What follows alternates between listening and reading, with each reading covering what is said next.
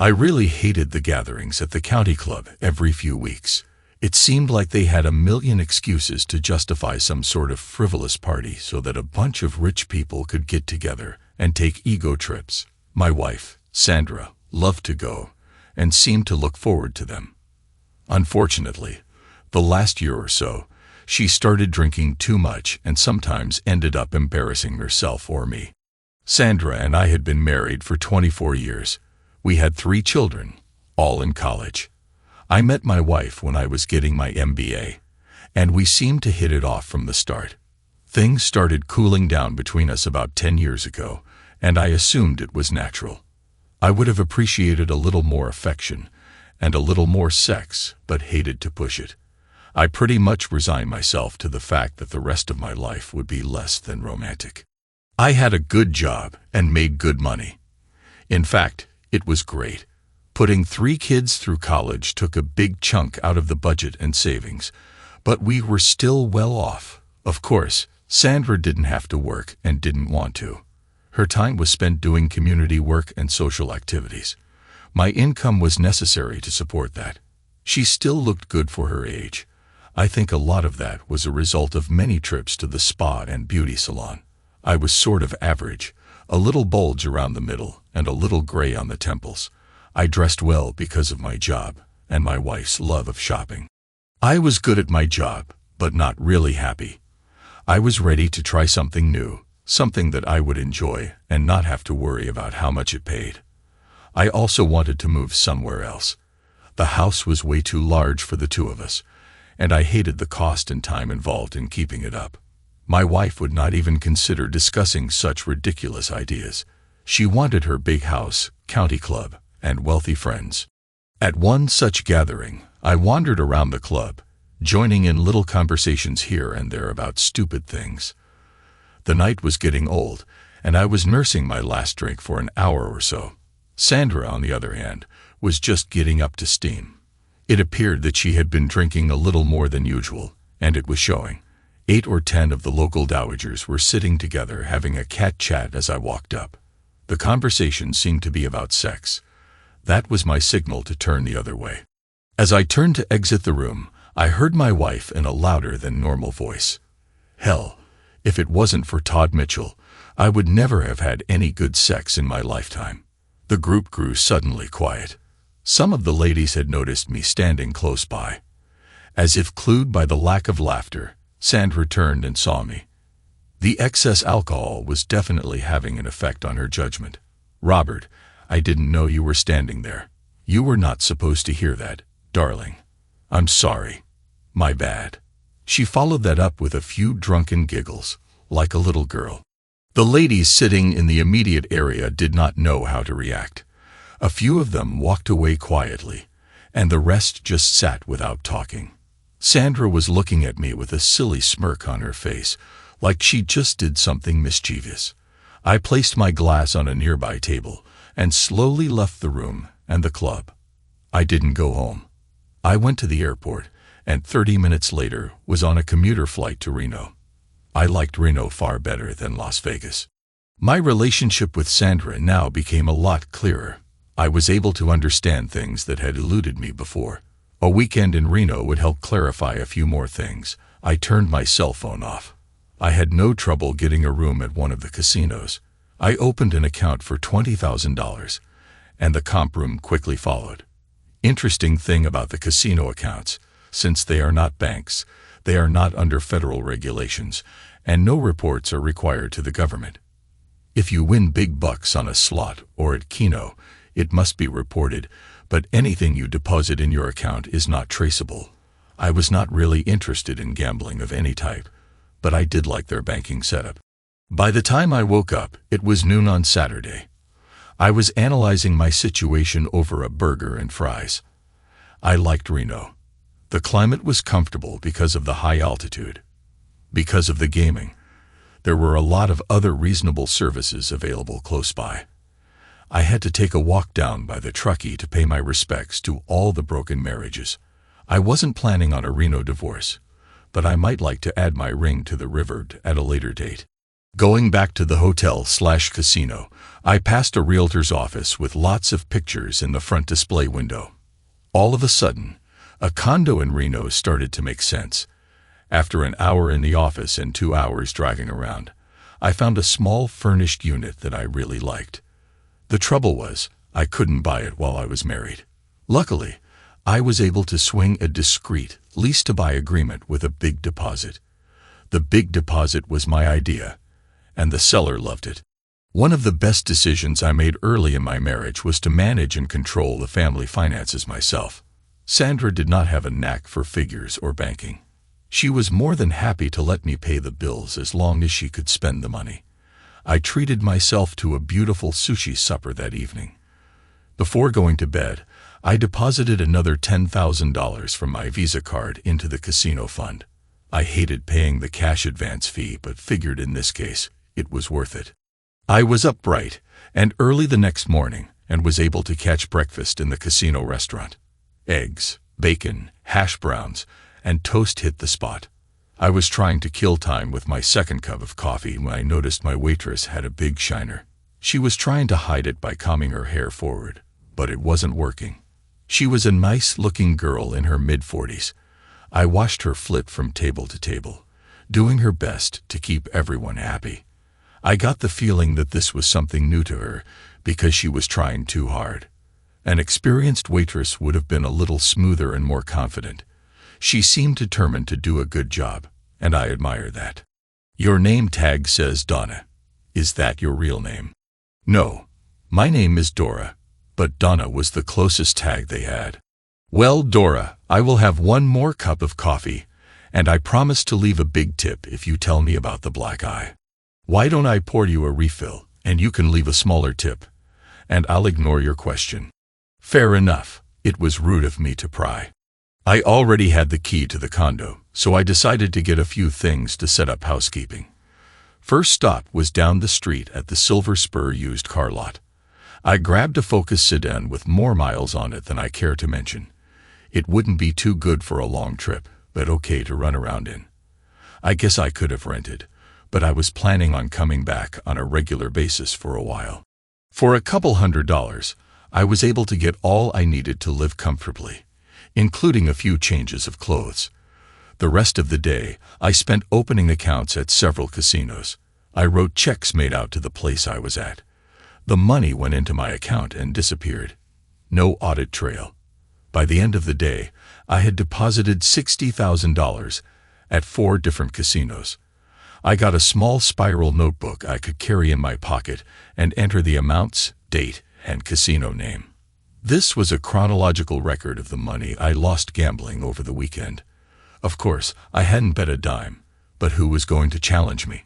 Everyone knew I was a lousy poker player, so any losses I had at roulette, craps, or blackjack would be believable. I had 6 months to come up with the down payment for the condo. That should be no problem. I totally forgot about lunch, so by the time supper rolled around, I was starved. The easiest place to go was where I had breakfast. As luck would have it, Dora was my waitress. Why are you still here? Looks like a long day. I have to work double shifts to get by. I didn't think rent would be so high here. Would you like to drink? It was better not to be too nosy. I ordered my meal and tried to be a good boy for the rest of the time. When I finished, she brought my check and stopped for a moment.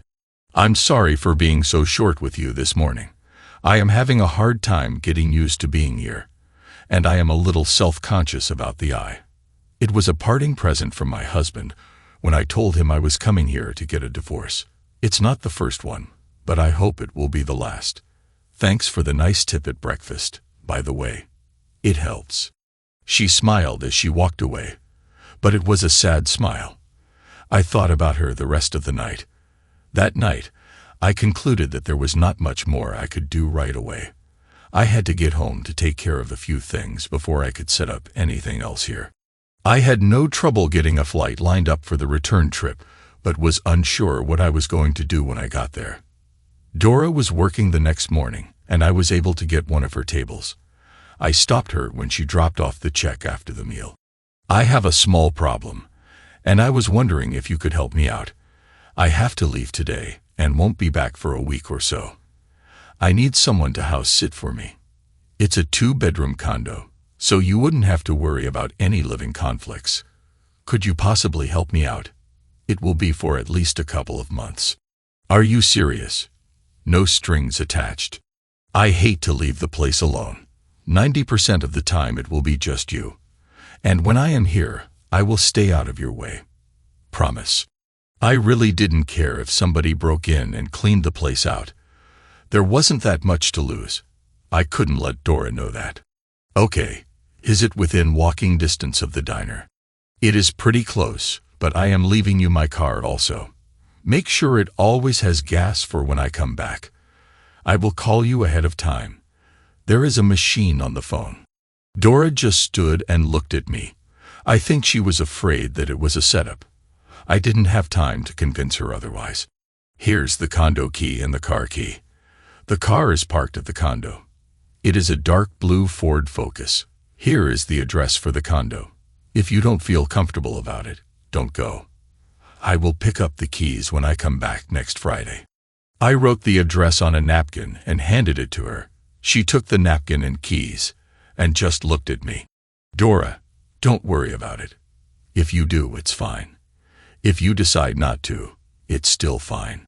An hour later, I was on my flight home. I would have rather stayed in Reno. After picking up my car at the long-term lot, I drove by the house. Sandra's car was gone, so I decided to get a few things for the rest of the week. I loaded the car with underwear, clothes, shoes, and my laptop. It took less than 10 minutes. I also got my passport and birth certificate.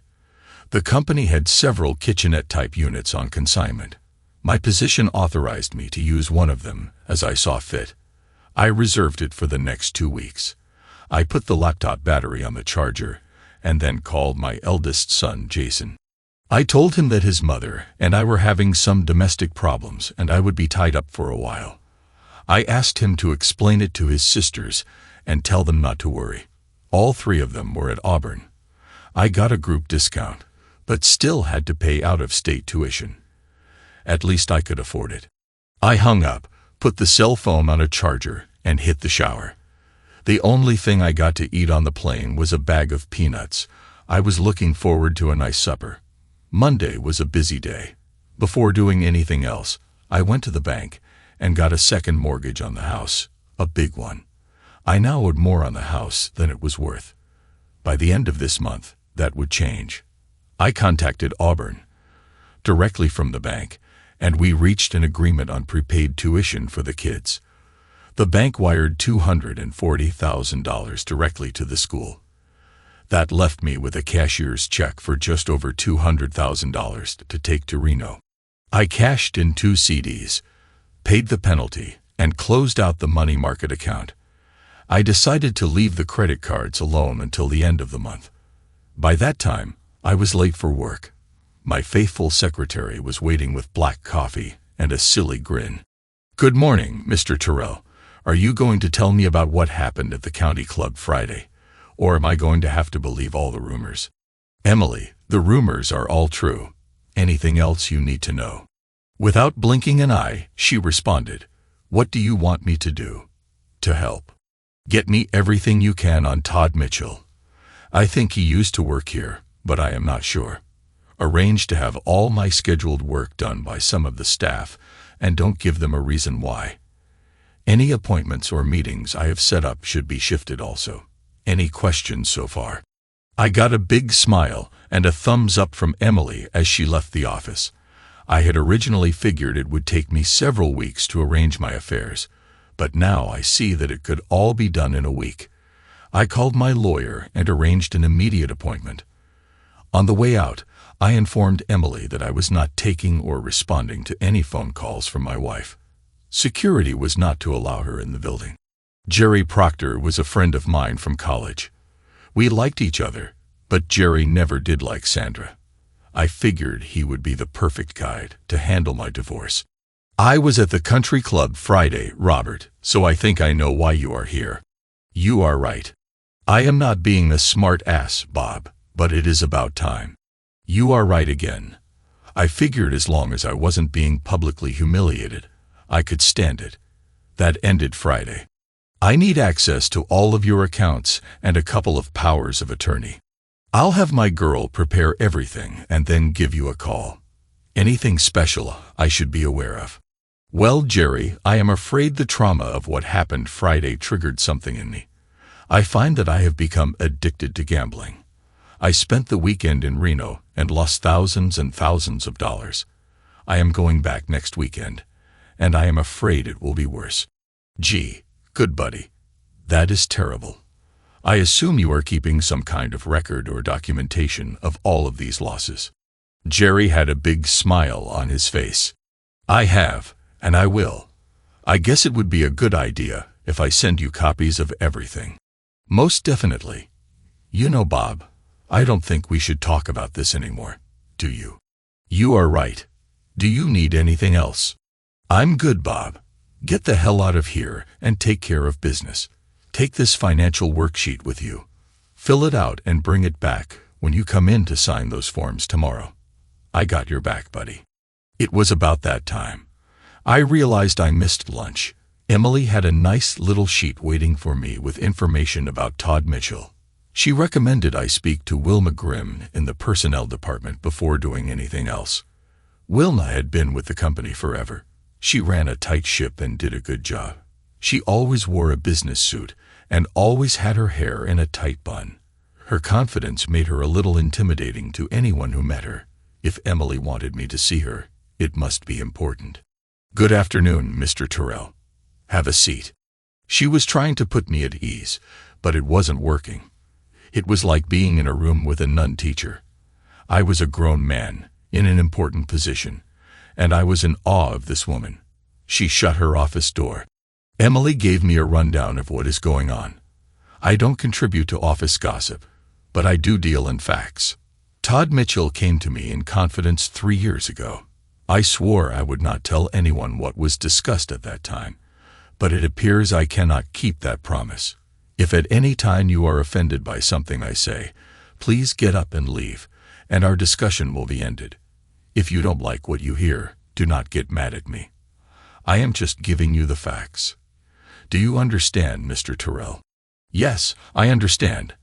I think I am mature enough to accept whatever you tell me without throwing a temper tantrum. She gave a slight frown at my pathetic attempt to be humorous. About 3.5 years ago, your wife, Sandra, approached Todd Mitchell at a company function.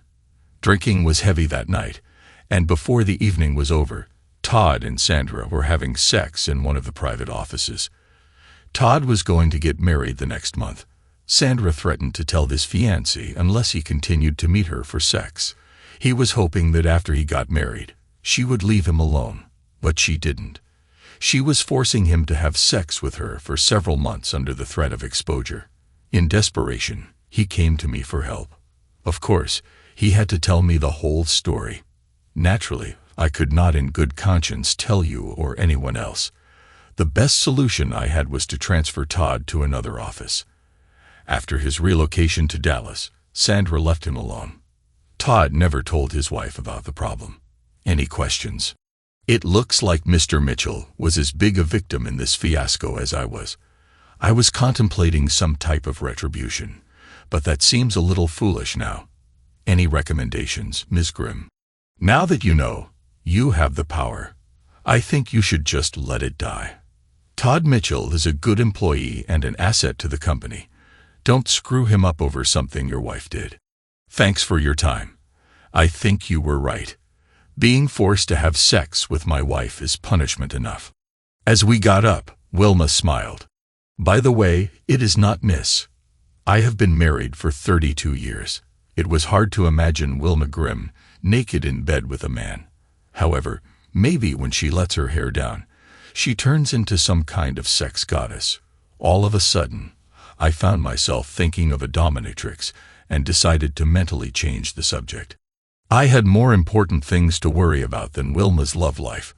Emily had rescheduled all my work, and I had a clean slate. My wife called 3 times and refused to believe I was in Baltimore, as Emily said. Emily set up an appointment for me with the company president the next day, and one with the legal department for that afternoon. I asked Emily to have supper with me. She laughed and said her husband would disapprove. She suggested I ask Wilma, and laughed again. It took longer in the legal department than I had anticipated, and I ended up keeping a few of the people overtime. I apologized, but they all seemed to understand. It turned out to be more complicated than I thought it would be. Redeeming my retirement plan for a cash settlement was difficult. Closing out the 401 and shared savings account went smoothly but took time. Cashing in my sick time, vacation time, and company insurance was easier than most of the things. By then, it was pretty apparent that I was leaving the company. I was hoping that it wouldn't leak back to my wife. Before I was done, I ended up eating supper alone. For some odd reason, I thought about Dora during the meal. I wondered if she moved into the condo. Was she still working a double shift? Although I hardly knew her, I was anxious to get back to Reno and see her. It seemed a little juvenile, and I tried to put it out of my mind. It was foolish to waste time thinking about fantasies that would never be. The next morning, I cashed in 2 whole life insurance policies and canceled 2 term policies. I was amazed at the cash value the whole life policies had grown to. I could pick up the checks the next morning. My car was covered by the company insurance, but I canceled the insurance on Sandra's Lexus. The lease was in her name, but the insurance was in mine. Before going into work, I swung by Jerry's office, dropped off the financial form, and signed a bunch of papers his secretary had ready. Emily had coffee ready when I got back to the office. "It is not my intention to rub salt into your wounds, boss, but you need to talk to Calvin Bostic, down in settlements before you see Richard." Richard Ryder was the president of the company. I felt pretty sure that he already knew what I wanted to see him about. The settlements division was really down in the basement, to be exact. I don't know why everyone else got windows and sunlight, and they got the dungeon. "Calvin," Emily said, "you wanted to talk to me." Calvin Bostic was a quiet guy who always got his work done. He was a no-nonsense type of guy, dull but efficient. He steered me over to a private corner. "I heard that things were coming to a head in your office. I am not into gossip or rumors, but I felt you needed to know something. About 6 years ago, we had a guy here in our office named Raymond Upright. He was an okay guy, married with 2 kids. He got hooked up with your wife after an office party. She kept calling him, at home and here in the office. He knew he made a mistake and wanted to end it, but she wouldn't let him. She threatened to tell his wife if he tried to dump her. The poor guy called her bluff. 2 days later, Ray's wife kicked him out. He started drinking and ended up losing his job. I don't know where he is now. Anyhow, Ray's wife threatened to tell you about your wife's affair. As I understand it, your wife gave her 10 grand to shut up. I have no proof about that last part. Thanks. Calendar, I wonder if anybody else has some good news for me. I wasn't trying to get you upset, Mr. Terrell, but Emily said I should tell you. You did the right thing. I appreciate it. I took the elevator straight up to the 9th floor. I was a little early for my appointment with Mr. Ryder, but he took me right in. It was short, and it was precise. The legal department, personnel department, and payroll would take care of everything for me. When the smoke settled, I was to call him personally from wherever I was.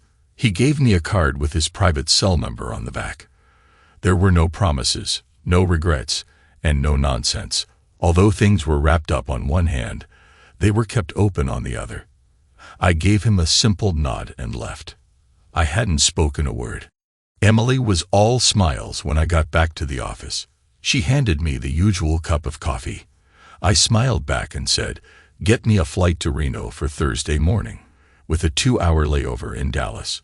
She made a motion with her head for me to look out the window. Sandra was down in the parking lot arguing with a security guard. "She's been down there over 20 minutes. They won't let her in, and she won't leave. What do you want to do, boss?" Looks like the guards have everything under control. The only problem I have is finding somebody to have supper with. I hate to eat alone. I called Jerry to see how things were going. He said he couldn't do anything until I straightened out the financial mess. I had to show him that I had no money. Right now, I was loaded. Between the checks I had, those that were coming, and the cash in the bank, I was a wealthy man. I'd promised I would go to Reno early and not come back until I was flat broke. Every once in a while, somebody would stick their head in the door and tell me that my wife wanted me to call her. She was having all her girlfriends call their husbands at work to find me. I hung around the office for a few more hours cleaning things up so that it would be easier for my replacement. Sandra was sitting on the hood of my car, waiting for me to come out. Emily smiled and handed me the keys to her Honda Civic. She said it was a good excuse to get her hubby to pick her up and take her out for dinner. By the way, you are not going to do anything stupid in Dallas, are you?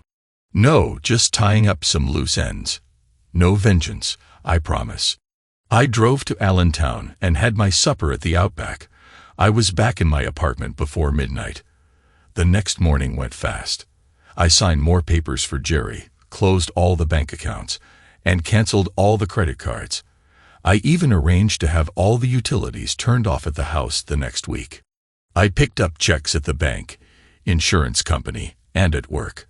I had no idea I was worth so much money. I got a new cell phone and canceled the ones that Sandra and I presently had. I sold my county club membership to an old friend for $23,000. My replacement was in place when I stopped in at work for the last time. He seemed like a nice fellow. He got there from Boston with a 24-hour notice. He knew it was a good move for him. Emily knew more about running the office than I did, so it was not necessary for me to train him. There were some things at the house I wish I had, but they were not important enough for me to go back for. Emily told me to keep her car, and she would have her hubby pick it up at the airport. I had to get a couple of cheap suitcases to put my stuff in at the apartment. Anything I forgot, I could buy in Reno. All of a sudden, I realized that I had done everything I could do. All my assets were now in cash. There were no stocks, no accounts, and nothing else of value except the house, which I was giving to my wife. Air Blue was very accommodating. They had some seats available and were more than willing to move my flight up. I called Jerry at home. Hey, buddy, just wanted to let you know I'm cutting out tonight. I assume you have everything you need. I'm good, Bob. I can actually serve the papers tomorrow, but I still need that financial information as soon as possible. You might as well go ahead and give them to her. I will start sending you some proof of financial irresponsibility as soon as I can. Be careful, Bob. I don't want to see either one of us get into trouble. I am sure Sandra will get a big shot to help her, probably from Philly. Of course, he will be on contingency and could bail on her as soon as things start to look bad. It's all up to you, Jerry. Do the best you can for me. Just don't pad the bill too much. I'm going to be a very poor man soon. Don't forget that. One more thing. See if you can locate a guy named Raymond Upright. There is a good chance he could use a little help. Depending on the circumstances, I might be the one to do that. Got it, Bobby. Have a good flight and keep in touch. I called the condo and left a message on the machine that I would be arriving later that night. I told her I would call, and I didn't want her to be alarmed when she heard somebody at the door. At this point, I didn't know if she would be there or not. I could hope.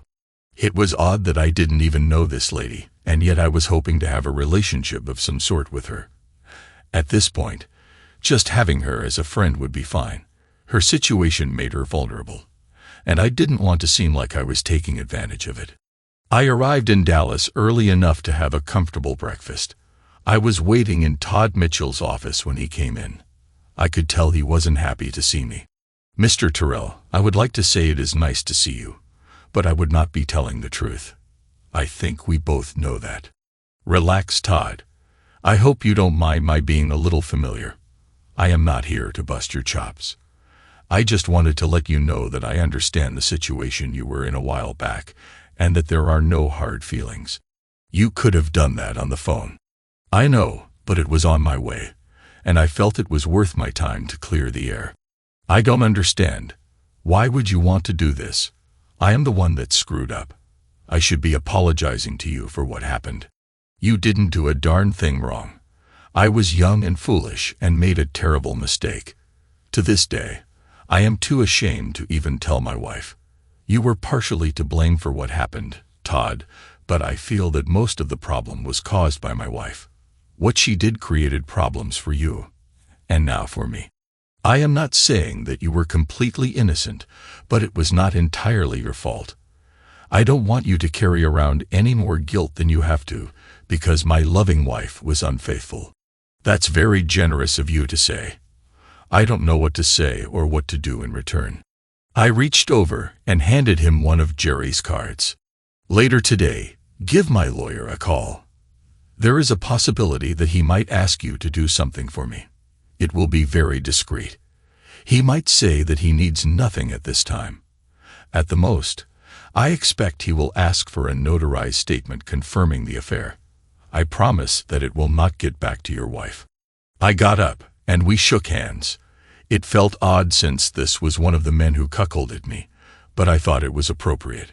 Todd Mitchell was a fine man and didn't deserve to have his life compromised for one indiscretion, even though it had happened several times.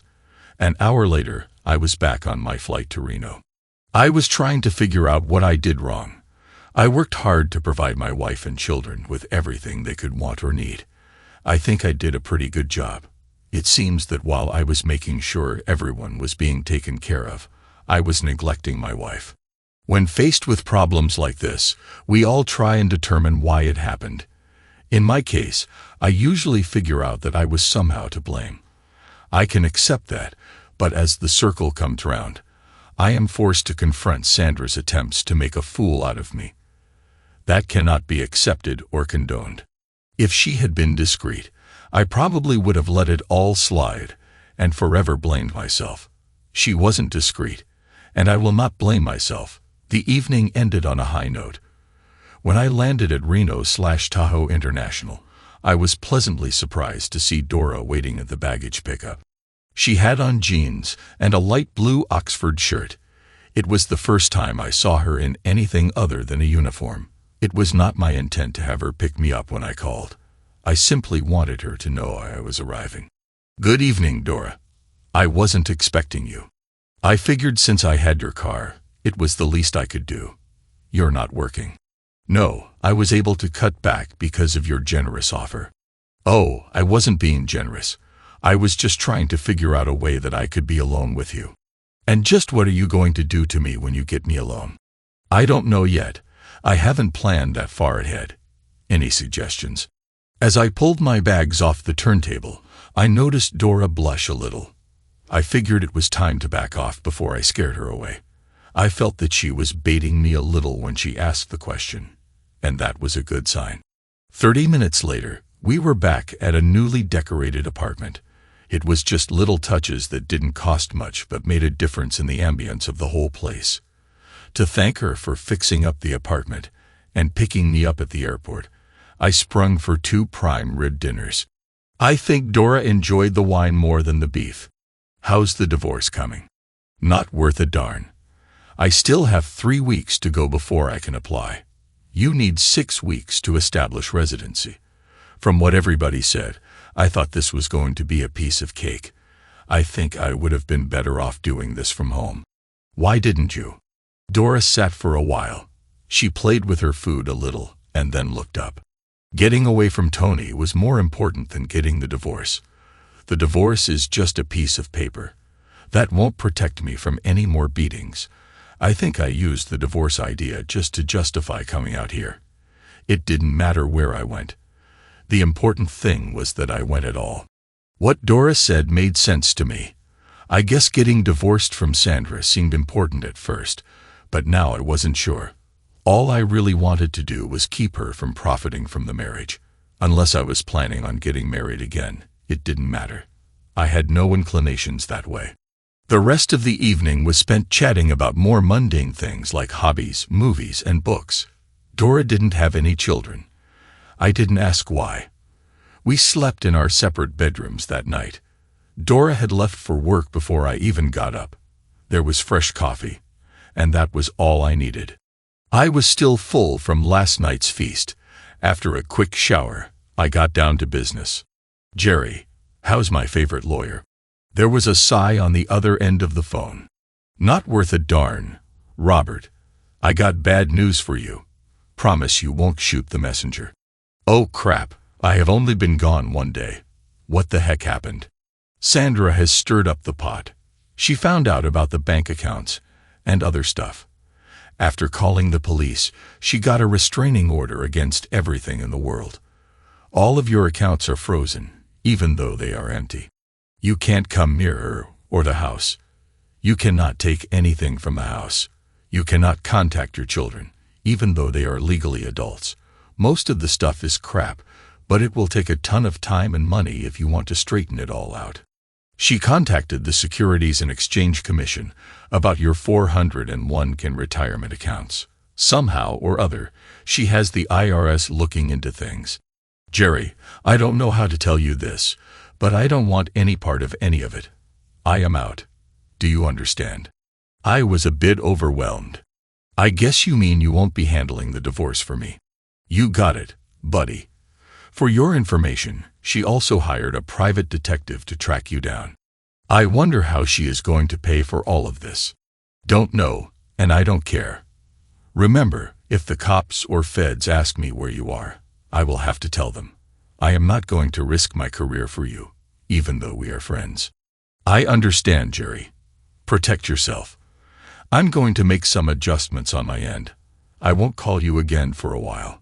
Thanks for your understanding, Putty. I was hoping you would. See ya. Well, that put a crimp in things. The best laid plans can go to heck in a heartbeat. I had to go to plan B, and I didn't have one. My brilliant idea to fake losing all my money in the casinos was shot down. I decided not to call anyone else. Dora left me the car, which was appreciated. I don't know how she got to work. I was stuck with a small duffel full of money and checks. I had to go to 6 different casinos to cash all my checks and for chips or credit. I was afraid to go to the banks in case there had been a hold or trace put on anything. The casinos were more than happy to help out. By the end of the morning, I had everything on deposit at several places and a bag full of cash and chips. After a quick lunch, I started the withdrawals. In 2 hours, all the chips had been converted to cash, and all the cash had been removed from the casino accounts. I now had a big bag of money, and lots of it. So far, there had been no problems and nothing suspicious. It took me less than an hour to drive to Carson City. I rented a large safety deposit box at an obscure little bank and stashed everything except $5,000, which I kept for walking around money. I felt relieved now that everything was safe. I was looking forward to another long supper with Dora to celebrate. I knew something was fishy as soon as I entered the condo. Dora was trying her best to straighten things out that should not have been messed up in the first place. She looked up at me and immediately covered part of her face. I'm sorry, Robert. It's my fault. I don't know how he found me and didn't know he was following me until I got into the apartment. I should have been more careful. I am really sorry. I slowly lowered her hand away from her face. Dora had a new shiner and a fat lip to go with it. A large bluish bruise covered the right side of her face. Was it Tony? She nodded her head in the affirmative. He had his 2 brothers with him. They're out looking for you now. Tony told me not to leave the condo. Where are they looking? I gave them the name of 3 casinos. The idiots don't even know what you look like. I don't think they are thinking straight. It was a no-brainer.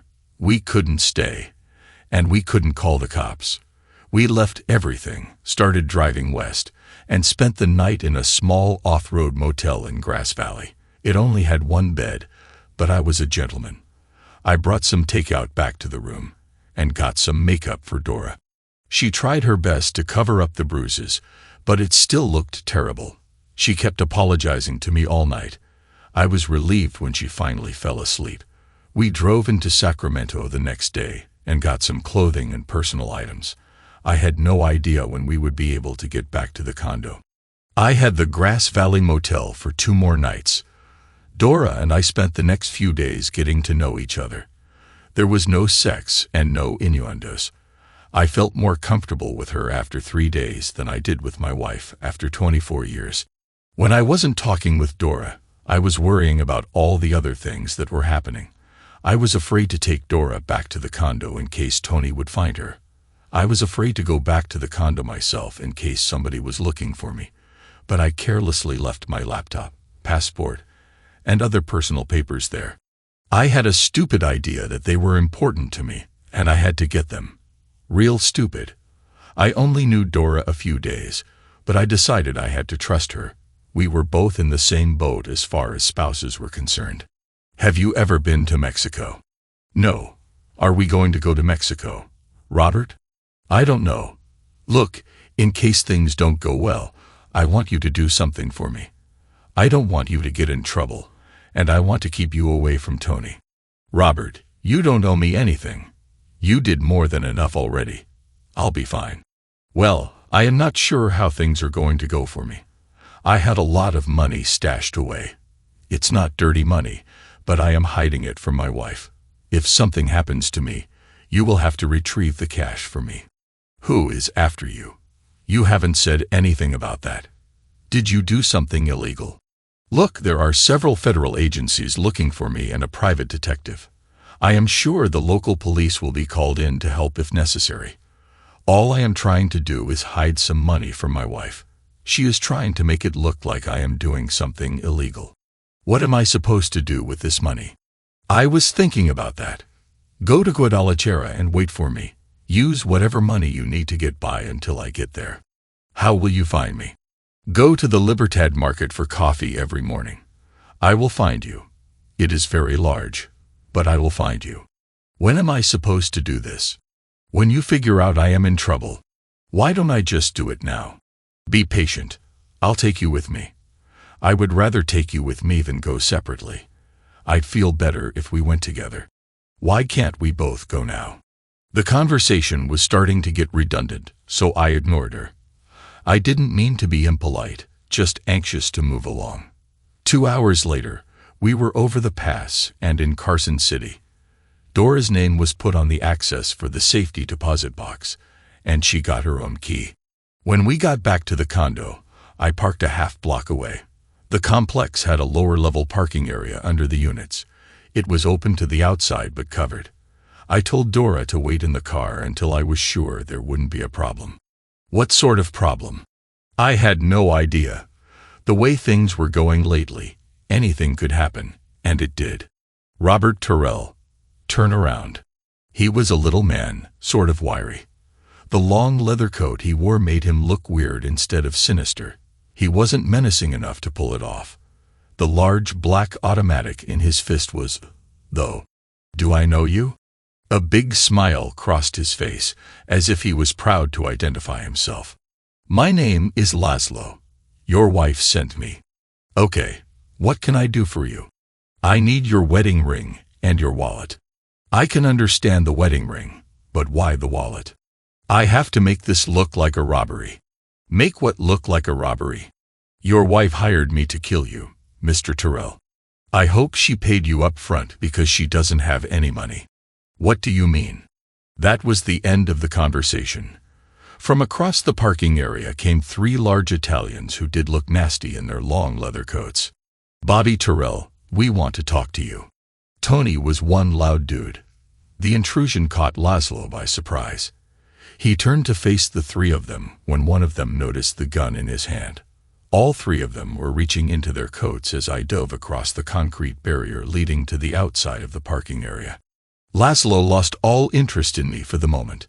As I scooted along the side of the building toward the car, I could hear shots echoing off the garage walls. I looked up in time to see Dora speeding down the street and 2 guys in suits getting out of a black SUV across the street. It was obvious that the suit guys were feds, and I assumed they were waiting for me. The firefight distracted them long enough for me to get out of the area. Dora was gone. The car was gone. There was no way in heck that I was going back to that condo. I didn't know who shot whom in the parking garage, and I didn't want to know. All I knew for sure was that there were 3 different groups after my hide for different reasons at the same time. I got the message. I had several options at this point. One was to catch a bus to Carson City and get my money. I decided against this idea since I was too hot. Yeah, hot. That's a good word. I was just trying to get away from a cheating wife. What the heck happened? Since I decided to let the money cool for a while, I had to find a place to lay low.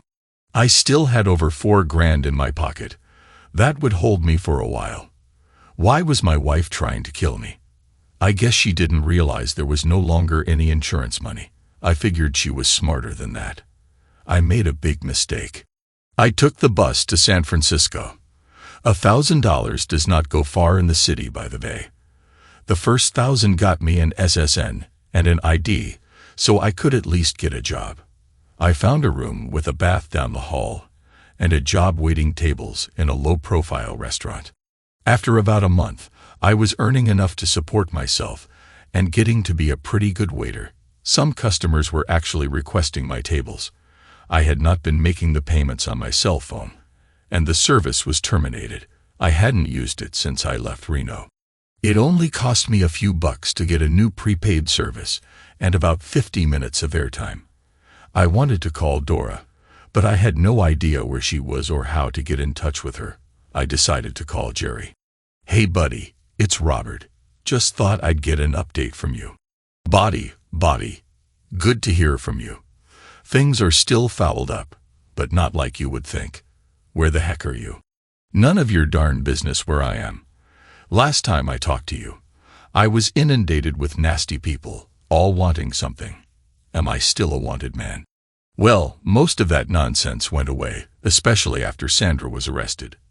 As I understand it, the IRS is still looking for some type of payment on 401 assets. Other than that, most of it is good. What do you mean Sandra was arrested? I thought you of all people would know about that.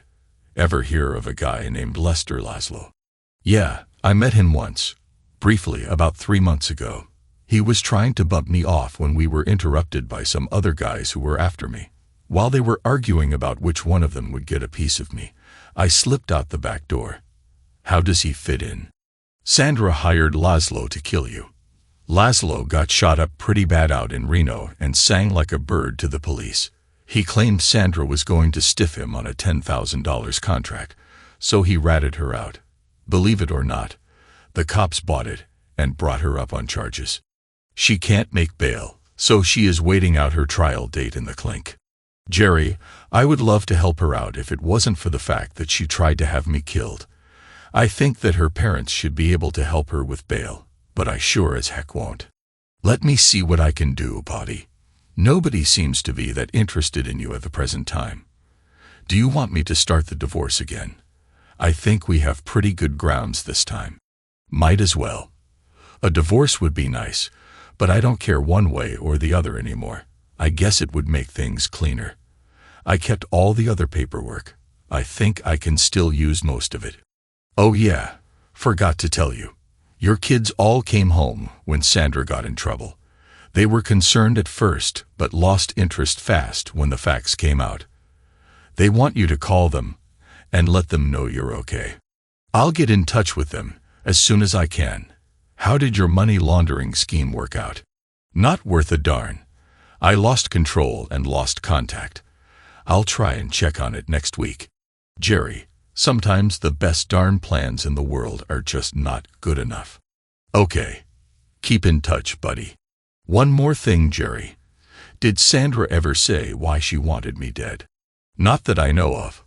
I assumed it was for the insurance that she didn't know you canceled. I checked in with the kids, and everything was fine. They felt better after they found out the tuition had been prepaid. They wanted to know what happened between Sandra and me, but I couldn't bring myself to tell them. Some things would have to wait. I borrowed a car and drove up to Carson City. The safety deposit box was empty. At least she could have left a note. I couldn't really complain because I gave her the key and access to the box. Did she go to Guadalajara, or did she find a place where I couldn't find her? There was only one way to find out. There were several small travel agencies in my San Francisco neighborhood. Most of them specialized in group tours for compatible people, which I didn't quite fit into. I finally found a tour to my favorite Mexican city with a last-minute cancellation that I could qualify for. It was the first time in my life that I had to scrape together enough money for something. The trip wasn't that expensive. I just didn't have a lot of money. I felt comfortable because a few of the guys on the trip worked at the restaurant with me. Most of them had signed up for the side trips, but I had other plans. The first 2 days turned out to be a big disappointment. The Libertad market was bigger than I had imagined. I see now that it was a poor choice on my part. I hated to think that maybe Dora had decided to take my money and go someplace a little more exotic. Maybe she was in Bangkok or Tahiti. Lord knows there was enough money in that safety deposit box to live just about any place she wanted to. I didn't know if I should sit and wait for her to walk by, or if I should walk around and look for her. I ended up doing both. By the third day, it was getting dull. "It's about time. Robert, where the heck have you been?" I turned and saw Dora standing with her hands on her hips. She had on a wide-brimmed straw hat with a red band around it. "Say something, darn it. I've been going nuts here, not knowing if you were even alive or not." I didn't say anything. I walked over and kissed her for the first time. I don't know why I hadn't done it before, but I was glad I did it now. "That's a pretty pathetic explanation. Maybe you better try it again." The second kiss was accompanied with a big hug as I swung her around off the ground. "Dora, I missed you so bad. You still have to tell me where you were for the last month, but I can't wait till later. Let's go home and have some lunch." We walked through the market, hand in hand. I felt happy and content for the first time in a while. "Robert, don't get mad at me, but I spent some of your money. I put most of it in the bank, but I needed a place to live, so I bought us a house. I was hoping you wouldn't mind because you had an awful lot of money in that bank." It was a beautiful hacienda in a beautiful city, and I was with a wonderful woman. I like it when a plan comes together. Sandra's parents were able to raise her bail money and pay for her lawyers. Jerry had no trouble getting her signature on the divorce papers. She ended up getting 5 to 8 years for trying to have me killed. Never did find out why. Todd Mitchell gave Jerry a deposition, but Jerry never had to use it. Jerry was able to find Ray upright. He was sober but not doing well. When Jerry asked him what he could do to help, Ray said he would like to have a hot dog pushcart. I got to feel better for $2,400. I settled my beef with the IRS for $4,000. Laszlo went to jail in Nevada with Dora's husband and brothers. We don't know how long they will be there. I was now free to return home. My old job, with a promotion, was waiting for me. The law was no longer looking for me. As soon as Dora's Mexican divorce is final, we plan to get married. The kids will be coming down for the wedding during spring break. The house in Guadalajara is beautiful, but we are pretty certain we will not stay there full time. Dora wants to keep it as a vacation home. Emily is anxious for me to return to work, especially at the new position. It is a promotion for both of us. Dora is willing to go anywhere as long as we stay together. She wants me to take her to meet Sandra. That should be interesting. My plans did not work out as I expected, but who am I to complain? Thanks to everyone who took the time to listen to today's stories. If you enjoyed it, please consider liking and subscribing if you haven't already. Feel free to share your thoughts on the events in the comments below. Take care.